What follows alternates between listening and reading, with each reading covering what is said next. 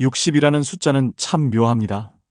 50대까지는 어떻게든 청춘의 끝자락을 붙들고 있는 것 같았는데 60의 문턱을 넘는 순간 마치 다른 나라로 이민이라도 온 것처럼 모든 것이 낯설게 느껴집니다. 몸은 예전 같지 않고 사회에서는 한 걸음 물러난 사람이 되었으며 거울 속에는 내가 아닌 낯선 노인이 서 있습니다. 많은 사람들이 이 거대한 변화 앞에서 길을 잃습니다. 과거에 얽매여 후회하거나 미래를 걱정하며 불안해하거나 혹은 그저 하루하루를 무기력하게 흘려보냅니다. 하지만 저는 오늘 당신에게 완전히 다른 길을 제안하고 싶습니다. 바로 60부터 인생에서 가장 자유롭고 거침없는 시절을 시작하는 것입니다. 어떻게 그게 가능하냐고요? 방법은 의외로 간단합니다. 더하기가 아닌 빼기를 하는 것입니다. 평생 동안 나를 올가매고 있던 낡고 무거운 마음의 짐들을 이제는 아깝다는 생각 없이 가차없이 버리는 것입니다. 오늘 저는 당신의 남은 30년을 그 어떤 시절보다 찬란하게 만들어줄 60세가 넘으면 반드시 버려야 할 7가지 태도에 대해 이야기하려 합니다. 이 영상을 끝까지 보신다면 당신은 더 이상 과거에 발목 잡히지 않고 타인의 시선에 휘둘리지 않으며 오롯이 나 자신을 위한 진짜 인생을 살게 될 것입니다. 첫 번째, 내가 왕년에는 말이야 라는 과거의 훈장을 버려야 합니다. 제 친구 중 한 명은 대기업 임원 출신입니다. 그는 은퇴 후에도 입만 열면 내가 부장 시절에는 말이야 우리 때는 그런 식으로 일 안 했어라며 과거의 영광을 되새김질했습니다. 동네 작은 모임에 가서도 사람들에게 자신의 과거 직함을 내세우며 가르치려 들었고 젊은 사람들이 자신을 알아주지 않으면 요즘 것들은 예의가 없다며 혀를 찼습니다. 처음에는 사람들이 그의 화려한 경력에 귀를 기울여주는 듯 했습니다. 하지만 시간이 지날수록 사람들은 그를 피하기 시작했습니다. 그의 과거 이야기는 더 이상 흥미로운 무용담이 아니라 현재를 살아가는 사람들을 피곤하게 만드는 꼰대의 잔소리가 되어버렸기 때문입니다. 결국 그는 주변에 아무도 남지 않은 외로운 노인이 되었습니다. 그는 과거의 훈장에 집착하다가 현재의 행복을 송두리째에 잃어버린 것입니다. 60대는 과거의 내가 누구였는지가 아니라 오늘의 내가 누구인지가 중요한 시기입니다. 당신이 과거에 얼마나 높은 자리에 있었든 얼마나 큰 성공을 거두었든 그것은 이미 지나간 영화의 한 장면에 불과합니다. 그 영화를 계속해서 재상영하며 현재를 살아가는 사람들에게 지루함을 안겨주지 마십시오. 과거의 훈장은 이제 벽장에서 꺼내 깨끗이 닦아 마음의 박물관에 고이 모셔두십시오. 그리고 이제는 새로운 이름표를 다는 연습을 해야 합니다. 왕년의 김 부장이 아니라 목공을 배우는 김씨 아저씨, 텃밭을 가꾸는 이웃집 할머니, 손주에게 동화책을 읽어주는 멋진 할아버지로 말입니다. 과거의 당신이 아닌 현재의 당신을 사랑해줄 사람들을 만나십시오. 그럴 때 당신의 인생 이막은 비로소 새로운 주인공과 함께 다시 시작될 수 있습니다. 두 번째, 자식은 나의 노후 보험이라는 헛된 기대를 버려야 합니다. 평생 시장에서 생선을 팔아 두 아들을 의사, 변호사로 키운 할머니가 있었습니다. 그녀의 유일한 자부심이자 희망은 바로 자식들이었습니다. 그녀는 내가 이렇게 고생했으니 늙으면 자식들이 호강시켜주겠지라고 굳게 믿었습니다. 하지만 현실은 달랐습니다. 의사가 된 큰아들은 병원 일로 바빴고 변호사가 된 작은아들은 자신의 가정을 꾸리느라 정신이 없었습니다. 할머니는 아들들에게 서운함을 토로했지만 그럴수록 아들들은 어머니의 전화를 피하기 시작했습니다. 그들에게 어머니의 기대는 사랑이 아니라 무거운 빚으로 느껴졌기 때문입니다. 결국 할머니는 넓은 아파트에 홀로 남아 성공한 아들들의 사진을 보며 외로움을 달래는 신세가 되었습니다. 이 이야기가 남의 이야기 같으신가요? 많은 부모들이 자식을 위해 모든 것을 희생하고 그 희생에 대한 보상을 무의식적으로 기대합니다. 하지만 시대가 변했습니다. 요즘 자식들은 부모 세대보다 더 치열한 경쟁 속에서 살아가고 있으며 자신의 가정을 꾸리는 것만으로도 벅찹니다. 60세가 넘으면 이제 자식의 인생과 나의 인생을 명확하게 분리하는 정신적 독립을 선언해야 합니다. 자식은 더 이상 나의 소유물이 아니며 나의 노후를 책임져줄 보험도 아닙니다. 그들은 그들만의 인생을 살아가야 할 독립된 인격체입니다. 자식에게 기대하는 마음을 버릴 때 역설적으로 자녀와의 관계는 더 좋아집니다. 나에게 뭘 해줄까를 기대하는 대신 내가 내 삶을 어떻게 즐길까를 고민하십시오. 당신이 자신의 삶을 행복하고 활기차게 살아갈 때 자녀들은 부담감에서 벗어나 진심으로 당신을 응원하고 존경하게 될 것입니다. 그리고 당신을 짐이 아닌 자랑스러운 롤모델로 여기며 더 자주 찾아올 것입니다. 세 번째, 남들은 어떻게 볼까? 라는 타인의 시선을 버려야 합니다. 제 아내는 평생을 남의 눈치만 보며 살아온 사람이었습니다. 시장에 갈 때도 늘 단정한 옷차림을 고집했고 혹시나 남들에게 손가락질 받을까봐 목소리 한번 크게 내지 못했습니다. 그런 그녀가 60대 중반, 친한 친구의 갑작스러운 죽음을 겪으며 완전히 다른 사람이 되었습니다. 그녀는 장례식장에서 돌아와 며칠을 앓더니 어느 날 저에게 말했습니다. 여보, 나 이제 남의 시선 신경 안 쓰고 살래요. 내일 당장 죽을지도 모르는데 이렇게 참고 사는 건 너무 억울하잖아요. 다음 날 아내는 난생 처음으로 머리를 새빨갛게 염색하고 젊은 애들이나 입을 법한 청바지를 입었습니다. 그리고는 저를 이끌고 락 페스티벌에 갔습니다.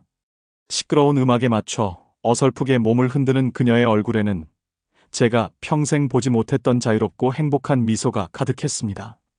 주변의 젊은이들이 이상하게 쳐다보는 것 같았지만 그녀는 전혀 신경 쓰지 않았습니다. 60세는 더 이상 남을 위해 사는 나이가 아닙니다. 오롯이 나를 위해 살아야 하는 나이입니다.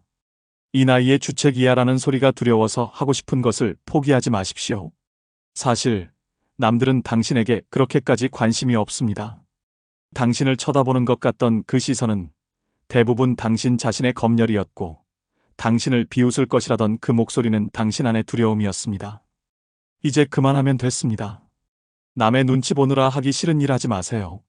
입고 싶은 옷이 있다면 입고 배우고 싶은 게 있다면 배우세요.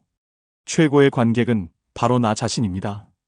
나 자신을 기쁘게 하는 삶을 살 때 당신의 인생은 비로소 진짜 색깔을 찾게 될 것입니다. 네 번째, 세상은 원래 그런 거야라는 섣부른 단정을 버려야 합니다. 나이가 들면 경험이 쌓이면서 세상을 보는 자기만의 틀이 생깁니다. 문제는 이 틀이 너무 견고해져서 새로운 것을 배우거나 다른 사람의 의견을 받아들이는 것을 거부하게 된다는 것입니다. 요즘 젊은 것들은 버릇이 없어. 그건 해봤자 안 돼와 같은 섣부른 단정은 스스로를 세상의 변화로부터 고립시키는 벽을 쌓는 것과 같습니다. 은퇴 후 컴퓨터를 배우기 시작한 70대 할아버지의 이야기는 우리에게 많은 것을 시사합니다. 그는 처음 컴퓨터 앞에 앉았을 때 아무것도 할 수가 없었습니다. 젊은 강사의 말은 외계어처럼 들렸고 마우스는 마음대로 움직이지 않았습니다. 함께 배우던 또래 친구들은 이 나이에 무슨 컴퓨터냐며 하나둘씩 포기했습니다. 하지만 그는 포기하지 않았습니다. 나는 모른다는 것을 솔직하게 인정하고 어린 손주뻘 되는 강사에게 이건 어떻게 하는 거냐며 겸손하게 질문했습니다. 그는 매일같이 컴퓨터와 씨름했고 몇 달 뒤 놀라운 일이 벌어졌습니다. 그는 이제 인터넷으로 뉴스를 보고 유튜브로 손주들이 좋아하는 영상을 찾아주고 멀리 사는 친구와 화상통화를 하는 스마트한 할아버지가 되었습니다. 60세는 지혜를 자랑하는 나이가 아니라 새로운 지혜를 배우는 나이입니다. 나는 다 안다는 교만함을 버리고 나는 아직 모른다는 겸손함을 가질 때 당신의 세상은 무한히 확장될 수 있습니다. 젊은 사람들의 문화를 편견 없이 배우고 새로운 기술에 도전하는 것을 두려워하지 마십시오. 뇌가 늙는 것을 막는 가장 좋은 방법은 끊임없이 배우고 질문하는 것입니다. 다섯 번째, 내 몸은 내가 잘 안다는 위험한 자만을 버려야 합니다. 이 정도는 괜찮아. 병원 갈 필요 없어. 좀 쉬면 나아. 많은 어르신들이 자신의 몸이 보내는 작은 신호를 무시하다가 큰 병을 키우는 경우가 많습니다. 평생 건강을 자신했던 사람일수록 자신의 몸을 과신하는 경향이 있습니다. 하지만 60세가 넘으면 우리 몸은 더 이상 젊었을 때의 그 몸이 아닙니다. 회복 속도는 현저히 느려지고 예상치 못한 곳에서 고장이 나기 시작합니다. 이때 필요한 것은 근거 없는 자신감이 아니라 전문가의 진단과 객관적인 데이터입니다. 평생 짠돌이 소리를 듣던 저희 아버지는 몸이 좀 아파도 병원에 가는 것을 돈 아까워 하셨습니다. 저희가 억지로 모시고 병원에 가려고 하면 불같이 화를 내셨죠. 그러던 아버지가 60대 후반 결국 큰 병을 얻었습니다. 초기에 발견했다면 간단히 치료됐을 병이 수년간 방치한 탓에 큰 수술이 필요한 지경에 이른 것입니다. 아버지는 병상에 누워 뒤늦게 후회하셨습니다. 그때 그냥 병원에 갈 걸. 몇만 원 아끼려다 내 몸도 망치고 자식들한테 짐만 되는구나. 60세가 넘으면 내 몸을 아껴야 할 대상이 아니라 투자해야 할 대상으로 여겨야 합니다. 1년에 한 번 정기적으로 건강검진을 받는 것은 당신의 노후를 위한 가장 확실하고 수익률 높은 투자입니다. 의사의 조언에 귀를 기울이고 내 몸이 보내는 작은 신호 하나하나를 소중히 여기십시오. 건강이라는 가장 큰 자산을 잃고 나면 당신이 평생 모은 돈과 명예는 아무런 소용이 없게 됩니다. 6번째, 언젠가는 하겠지라는 막연한 희망을 버려야 합니다. 은퇴하면 세계 일주를 해야지, 시간이 많아지면 악기를 배워야지. 우리 모두는 언젠가라는 이름의 수표를 마음속에 품고 살아갑니다. 하지만 60이 넘어보니 알겠습니다. 그 언젠가는 결코 저절로 오지 않는다는 것을. 시간은 우리를 기다려주지 않습니다. 함께 여행을 가자던 친구는 먼저 세상을 떠날 수 있고 악기를 배울 수 있었던 건강은 한순간에 사라질 수 있습니다. 우리가 미루는 것은 할 일이 아니라 바로 살아갈 시간 그 자체입니다. 미국의 한 호스피스 간호사가 수많은 임종 환자들을 지켜보며 쓴 책에는 사람들이 죽기 전에 가장 후회하는 것이 하고 싶은 것을 시도해보지 못한 것이라고 나와 있습니다. 남들의 기대에 부응하느라 실패가 두려워서 혹은 그저 게을러서 차일피일 미루었던 꿈들이 마지막 순간에 가장 큰 아쉬움으로 남는다는 것입니다. 그러니 더 이상 미루지 마십시오. 당신의 버킷리스트를 지금 당장 펼쳐보십시오. 그리고 그 중에서 오늘 당장 시작할 수 있는 가장 작은 것 하나를 찾아 실천에 옮기십시오. 세계 일주가 거창하다면 당장 동네 공원이라도 한 바퀴 도는 것부터 시작하는 겁니다. 악기를 배우고 싶다면 유튜브에서 가장 쉬운 기타 코드 하나를 배워보는 겁니다. 시작이 반이라는 말은 60대에게 그 어떤 세대보다 더 절실한 진리입니다. 마지막 7번째, 모든 사람에게 좋은 사람이어야 한다는 강박을 버려야 합니다. 우리는 평생 좋은 사람이 되기 위해 애쓰며 살아왔습니다. 착한 아들, 딸, 성실한 직원, 다정한 부모, 친절한 이웃. 하지만 모든 사람을 만족시키려는 노력은 결국 나 자신을 잃게 만드는 길이었습니다. 나의 감정을 억누르고 나의 욕구를 외면하며 타인의 기대에 나를 맞추는 삶은 결코 행복할 수 없습니다. 60세는 이제 모든 사람에게 사랑받기를 포기할 용기가 필요한 나이입니다. 나를 지치게 하는 관계, 만나고 오면 허무한 관계는 이제 과감히 정리하십시오. 모든 사람의 부탁을 들어줄 필요도 없습니다. 때로는 미안하지만 그건 좀 어렵겠네요 라고 거절할 수 있어야 합니다. 이것은 이기적인 사람이 되라는 말이 아닙니다. 나의 소중한 시간과 에너지를 진짜 내 사람들에게 집중하라는 의미입니다. 나를 진심으로 아껴주고 나에 있는 그대로의 모습을 사랑해주는 몇 안 되는 사람들에게 더 많은 시간을 쏟으십시오. 배우자에게, 오랜 친구에게, 그리고 무엇보다 나 자신에게 좋은 사람이 되는 연습을 하십시오. 사랑하는 60대 여러분, 인생의 전반전이 채우는 삶이었다면 후반전은 비우는 삶이어야 합니다. 오늘 제가 말씀드린 7가지 낡은 태도를 아까워하지 말고 과감히 버리십시오. 그 짐들을 내려놓는 순간 당신은 비로소 날아오를 수 있는 자유를 얻게 될 것입니다. 더 이상 주저하지 마십시오.